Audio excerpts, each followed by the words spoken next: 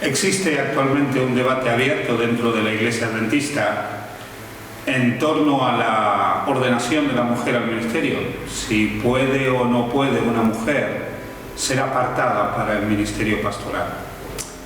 Si bien no pretendemos con el tema que vamos a dar a continuación solucionar este problema, simplemente pretendemos colaborar desde la Biblia para mostrar algunos argumentos que pueden ser útiles a la hora de plantearnos desde una perspectiva bíblica este tema, este asunto.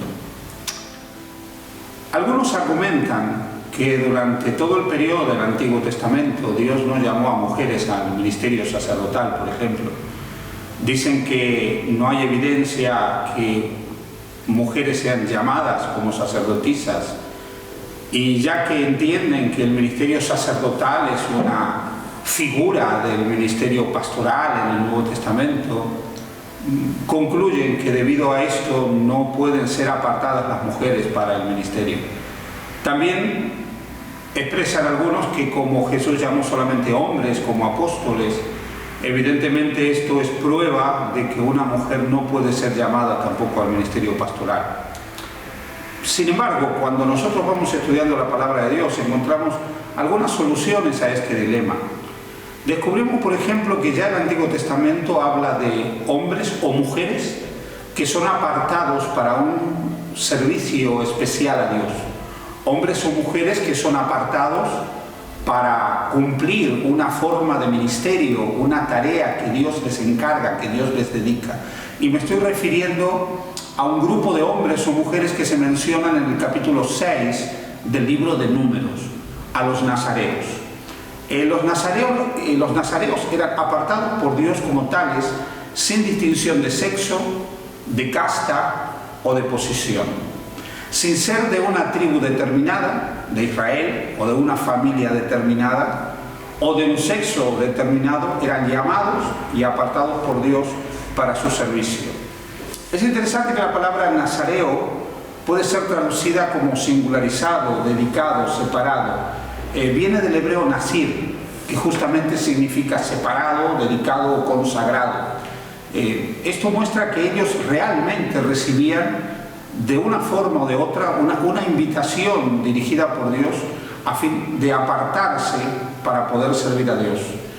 Algunos comentadores dicen que este término se usaba para designar una clase de personas que bajo el impulso de piedad extraordinaria y con miras a un grado más elevado de mejoramiento religioso, voluntariamente renunciaban a las ocupaciones y a los placeres del mundo para dedicarse sin reserva al servicio divino.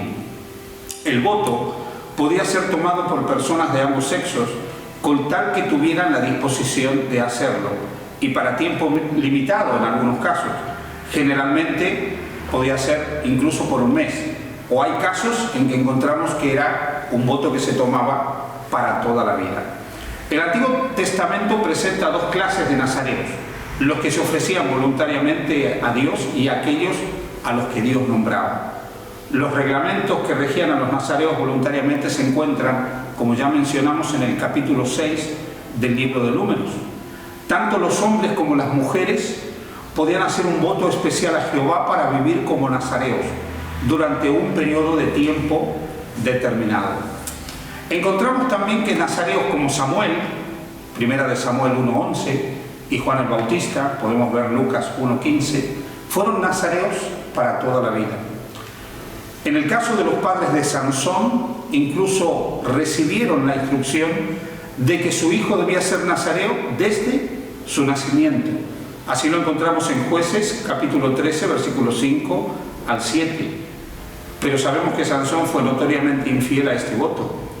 El libro de Amós menciona a ciertas personas que intentaron apartar de sus votos a nazareos. Amós capítulo 2, versículo 11 y versículo 12.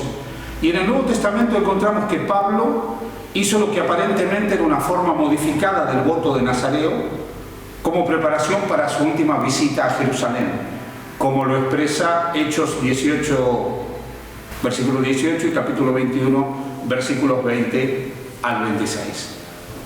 El nazareo hacía un voto que tenía tres características que son muy significativas.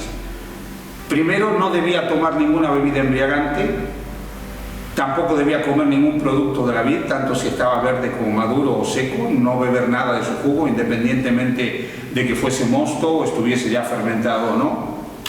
No debía cortarse el cabello de su cabeza como una señal externa en su dedicación a Dios. Y no debía tocar ningún cadáver, ni siquiera el de los parientes más cercanos, como podía ser padre, madre o hermanos. Nuevamente, esto lo podemos leer en Números capítulo 6, desde el versículo 1 hasta el versículo 7.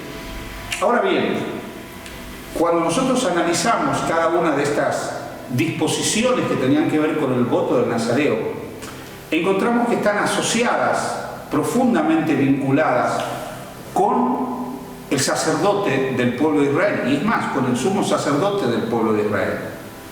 Debía ser santo y tener una señal externa de santidad, por eso no se debía cortar el pelo.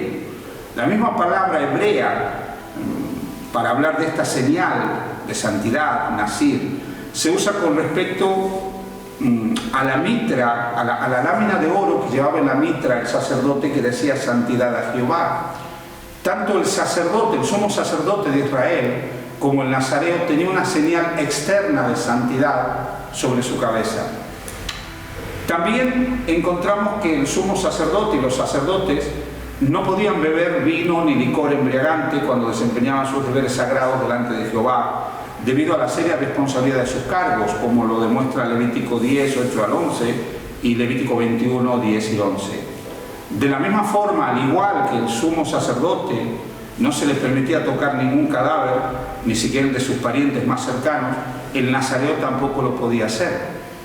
Así que, al igual que los sacerdotes y el sumo sacerdote, los nazareos debían abstenerse de bebidas alcohólicas y no podían tocar ni siquiera el cadáver de un familiar, de un ser querido.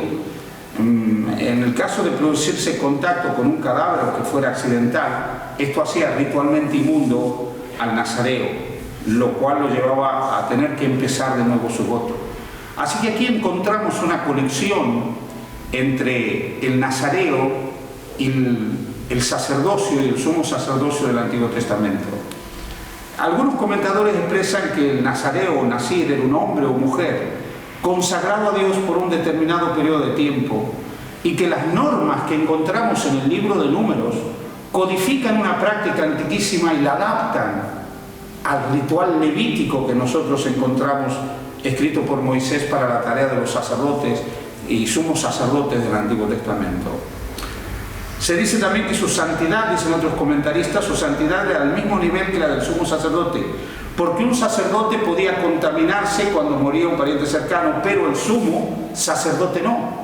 En ese caso, el nazareo y el sumo sacerdote, en cuanto a la prescripción de no contaminarse ni aun con el cuerpo muerto de un pariente cercano, se equiparan. Otros comentadores también mencionan que indiscutiblemente el nazareato era una puesta aparte de un hombre como de una mujer para ofrecer un servicio especial a Jehová. Así que en el llamamiento del nazareo encontramos claramente que se equipara este llamamiento al llamamiento que Dios hacía también a los sacerdotes, a los sumos sacerdotes dentro del pueblo de Israel. Sin embargo, en este llamamiento, en este llamado que Dios hacía a los nazareos, que podían ser hombres o mujeres, que se apartaban para un servicio especial al Señor, hay una conexión entre ambos. Parece claro por la información que el texto bíblico nos da que a los ojos de Dios se podía vivir y servir como si se fuera un sacerdote, pero sin serlo. Se podía cumplir roles de liderazgo en el pueblo de Dios, ya sea como juez, en el caso de Sansón, líder espiritual, como fue el caso de Samuel. Dios permitía ser nazareo al hombre y la mujer, porque Dios no hace acepción de género a la hora de llamar y apartar para roles de liderazgo espiritual. El nazareo y el sacerdocio universal de todos los creyentes tienen, por lo tanto, una vinculación. El Antiguo Testamento extiende la idea de un reino de sacerdotes y gente santa no solo a una tribu y familia específica del pueblo de Israel, a saber los levitas y la casa de Aarón, sino a hombres y mujeres que Dios llamaba y apartaba para su servicio. En este sentido, el nazareato es una prefiguración del sacerdocio de Cristo, el cual no pertenece a la tribu de Leví ni a la casa de Aarón. Cristo comparte a su vez su sacerdocio con todos los hombres y mujeres que, aceptándolo como Salvador, han aceptado su llamamiento, vocación y elección, como lo expresa 1 de Pedro 2:5, 2 de Pedro 1:10 y Efesios capítulo 4, el versículo 1. Esto quiere decir que es más bien la figura del nazareo la que más se adapta al sentido del llamamiento al ministerio. Y digo esto porque nos debe quedar perfectamente claro que el sacerdocio levítico arónico que se presenta en el Antiguo Testamento no es una prefiguración del ministerio pastoral. Sí lo es del ministerio sumo sacerdotal de Jesús, pero el ministerio sumo sacerdotal de Jesús es un ministerio que el Señor comparte con todos los creyentes. De ahí que hablamos del sacerdocio común de todos los creyentes.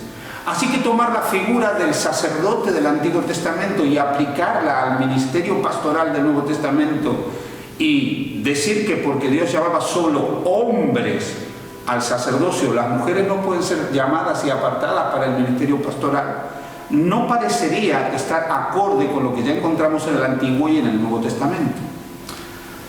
Con los nazareos del Antiguo Testamento, sin embargo, se quitan las restricciones al llamamiento al sacerdocio para hacerlo más universal. Este se amplía a hombres y mujeres que no eran de la tribu, familia o género de la cual era el sacerdocio. Estos hombres o mujeres eran apartados por Dios con un fin sagrado.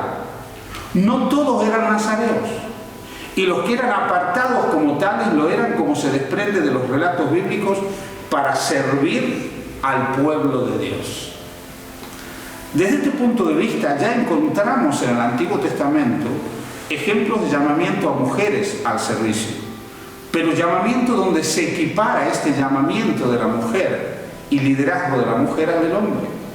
Por ejemplo, cuando nosotros vamos al libro del profeta Miqueas, el profeta Miqueas, cuando habla del llamamiento de Moisés y Aarón, pone a María incluida dentro de ese llamamiento. Dice que Moisés, María y Aarón fueron llamados como líderes para liberar al pueblo de Israel. No pone a María en inferioridad de condiciones que Moisés y su hermano Aarón en este llamamiento para liberar al pueblo de Israel. También en el libro de Jueces, en el capítulo 4 y capítulo 5, se nos informa acerca del liderazgo de Débora. Y no se menciona que hubiese nada peculiar del hecho de que fuese tanto líder como mujer. Su género parece no ser ningún tipo de obstáculo, inconveniente, para que Dios la eligiera para un liderazgo especial dentro del pueblo de Dios. Débora estaba casada y sin embargo la Biblia poco menciona acerca de su esposo, no le da la preeminencia a su esposo de ninguna manera, solo menciona su nombre, Lapidot. Jueces capítulo 4, versículo 4. Se dice que ella era profetisa, capítulo 4, versículos 4 y 14, que era jueza, capítulo 4, versículo 5, que era una líder militar, capítulo 4, versículos 6 al 10. Y es claro por el relato que la visión profética de Débora era exacta y mostró un liderazgo decisivo aún en asuntos militares. Es reconocida como un líder, aunque había hombres capaces de tal tarea, y Dios no llama a ninguno de esos hombres. Las Escrituras son muy claras de que a Israel no le hacían falta líderes hombres en aquel tiempo. Jueces 5 menciona que los había. Había nobles, había príncipes y había guerreros. Jueces 5, 2 al 3, versículo 13, versículo 15. Así que encontramos que existe este llamamiento a hombres y mujeres. En 2 de Reyes 22 nos habla también de Hulda, otra mujer que fue llamada por Dios al ministerio profético. Nada se dice de que era extraño que cuando se mandó a consultarla, consultaran a ella y no a Jeremías, que era contemporáneo de ella. No se ve extraño ni el llamamiento de ella, ni que fuera consultada, aunque había otros profetas contemporáneos que ministraban en ese momento. No se ve en el Antiguo Testamento que a la hora de llamar y apartar a alguien se haga acepción de género. En este sentido, el llamamiento del nazareo encaja más para un llamamiento universal que la figura del sacerdocio. El sacerdocio levítico arónico, como decíamos, estaba enmarcado en definidas restricciones. Era temporal, concluyó en el momento de la unción de Cristo para su labor sumo sacerdotal, como lo expresa la carta a los Hebreos, por ejemplo, en el capítulo 10, versículos 10 al 14, capítulo 7, versículos 15 al 17, y 1 de Timoteo, capítulo 2, el versículo 5. En ninguna parte del Nuevo Testamento los ministros son llamados sacerdotes, ni considerados como tales. En la Iglesia del Nuevo Testamento los dones de Dios fluían libremente, tanto para hombres como para mujeres. Y ya en el Nuevo Testamento se ve que hombres o mujeres eran llamados y apartados y comisionados por Dios para usos sagrados. Así pues creemos que la figura del nazareo y no la del sacerdote del Antiguo Testamento encaja más en este llamamiento universal que Dios puede hacer a hombres y mujeres para un ministerio, para una tarea al servicio del pueblo de Dios. Unos pocos son apartados, son tomados de entre los muchos para poder servir a los muchos. Y no importa si es un hombre o es una mujer. Dios no hacía distinción de género a la hora de permitir que un hombre o una mujer fueran nazareos. Como no hizo distinción de género a la hora de llamar al liderazgo a mujeres, como ya lo vemos reflejado en el Antiguo Testamento. Como no hizo distinción de género a la hora de permitir el liderazgo de mujeres, como lo encontramos también reflejado en el Nuevo Testamento. Creemos pues, volvemos a insistir, que la figura del nazareo es una figura más acorde con esta realidad del ministerio universal del hombre y la mujer, y además del ministerio universal que puede tener un hombre o una mujer, de la posibilidad de que un hombre o una mujer sean apartados para un ministerio especial dentro del pueblo de Dios.